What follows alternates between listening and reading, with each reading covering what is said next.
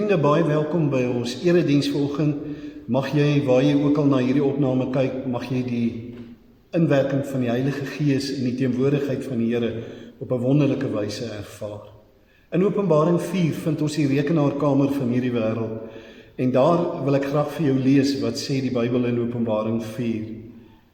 Heilig, heilig, heilig is die Here God, die Almagtige, hy wat was en wat is en wat kom. En dan sê vers 11, Here ons God, U is waardig om die heerlikheid en die eer en die mag te ontvang, omdat U alles geskep het. Deur U wil het alles ontstaan en is dit geskep. En jy en ek is deel van daai skepping, ons is die kroon van die skepping, en juist daarom sê in Psalm 8, daarom dink hy aan ons en sien hy om na ons. Mag die genade van die Here Jesus Christus en die liefde van God en die teenwoordigheid van die Heilige Gees ook in hierdie oggend saam met jou wees. Ons gaan saam lees uit 2 Timoteus hoofstuk 2 en ons lees vers 1 tot 10. 2 Timoteus hoofstuk 2 vanaf vers 1. En Paulus skryf daar vir Timoteus, jy dan my seun, wees sterk deur die genade wat ons in Christus Jesus het. Wat jy my voor baie getuies hoor verkondig het, moet jy toevertrou aan betroubare manne wat bekwaam sal wees om dit ook aan ander te leer. Dra jou deel van die ontberinge soos 'n goeie soldaat van Christus Jesus, 'n soldaat in aktiewe diens wat sy bevelvoerder tevrede wil stel, bemoei hom nie met die dinge van die gewone lewe nie. 'n Atleet wat in 'n wedstryd deelneem, kan die prys wen slegs as hy volgens die reëls meeding. Die boer wat die harde werk doen, behoort eerste 'n deel van die oes te kry. Dit is so dat elkeen van ons is afhanklik van krag. Ek bedoel, ons het Eskom se krag het ons maar nodig. Ons het dit nodig om kos te maak, ons het dit nodig vir die ligte, ons het dit nodig vir die elektriese apparate. Fabrieke het dit nodig en die samelewing het die krag nodig. En so het ons geestelike krag nodig. En veral ons as gelowiges het die krag van die Here nodig. En dis asof in hierdie tyd waarin ons leef, asof gelowiges se krag uitgedoof word. Dis asof die donkerte die lig wen. En baie keer in ons eie geestelike lewe sit ons met 'n tekort aan krag. En nou kom Paulus en hy het dit gesien daar by Timoteus ook, en hy sê vir hom in vers 1, hy sê, jy dan my seun, wees sterk deur die genade van die Here Jesus Christus. Met ander woorde, sorg dat die krag van God jou deel wees. Want sien, God is ons kragstasie met respek gesê. Hy as die Vader is ewig en almagtig en by ons. En deur sy seun Jesus Christus weerkaats hy die kruis se krag na jou en na my toe. En deur sy Heilige Gees vul hy ons met sy krag, sodat ons dag vir dag kan aangaan en die dinge kan doen wat hy vra. En daarom kom Paulus, en dan wil hy vir ons deur 3 prentjies, wil hy vir Timoteus sê, en ook vir ons, hoe kan ons hierdie krag behou? Hoe kan ons daagliks die krag van die Here ervaar? En die heel eerste prentjie wat hy gee, hy sê, jy moet soos 'n soldaat wees. Nou die mense van sy tyd het dadelik geweet waarvan hy praat, want die skrywer Seneca het gesê, dat om te lewe is om 'n soldaat te wees. En wat bedoel hy daarby? 'n Soldaat het geen ander werk nie. 'n Soldaat is nie 'n verkoopsman en hy's nog 'n soldaat nie, hy is net 'n soldaat.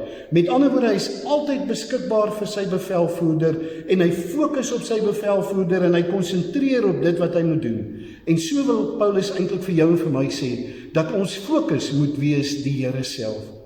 Maar 'n soldaat is ook gehoorsaam.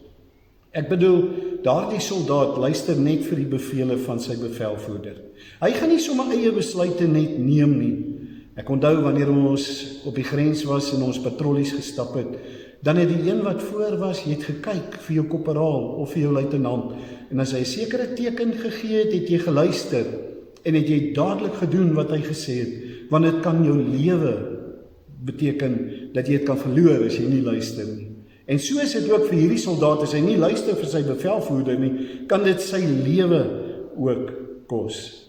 Dit word vertel van Johannes Hus, voordat hulle hom op die brandstapel gesit het, het hulle vir hom 'n kroon opgesit met afbeelding van die duiwel daarop. En hulle het gesê, nou gee ons jou siel vir die duiwel. En Johannes het gesê, as my meester so 'n veragtelike kroon kon dra, dan kan ek ook so 'n kroon dra. Maar dit wat ek met my mond gesê het, sal ek met my bloed verseël. En so het hy gesterf vir die Here in gehoorsaamheid. Luther het ook gesê, as die duiwel sou stop by sy deur en klop en vra, bly Luther hier, sal hy sê, of hy sal sê, nee, Luther bly nie hier nie, Jesus Christus bly nou hier. Want in gehoorsaamheid verander jou lewe wanneer jy die Here Jesus ontdek. Maar die derde is dat die soldaat moet ook ontberings dra. Met ander woorde, jy moet tot die einde toe veg. Jy moet volhard. Dis so dat die soldate in die antieke tyd die eed van die sakramentum afgelê het. En daarmee het hulle vir die keiser gesê, ons sal sterf vir jou. Ons sal veg tot die dood. En wanneer hulle 'n geveg verloor het die wat teruggekom het hulle in rye gaan staan. En dan is elke 10de een in sy rug doodgesteek. En hulle het baie keer beklei om in daai ry te staan, omdat hulle nie die skande kon vat om te verloor nie. Ons het nie verloor nie. Jesus Christus het gewen. En daarom sê hy ons moet 'n soldaat wees. En die woordjie wat daarmee verband hou, is toewyding. As jy krag wil hê, dan moet jy toegewy wees. Maar die tweede beeld wat hy gee, hy sê jy moet 'n atleet wees. En hierdie atleet het natuurlik dissipline nodig. En hy het opoffering nodig, want ek bedoel hy moet op 'n sekere tyd oefen en hy moet vroeg opstaan, hy moet hardloop, hy moet sorg dat hy sekere dinge ontbeer, hy moet opoffer en dis baie belangrik. So vra die Here, as ons sy krag wil hê, is dit nodig dat ons onsself sal opoffer, dat daar sekere goed is wat ons sal prys gee. En so dikwels wil ons alles hê, maar ons wil nie prys gee nie.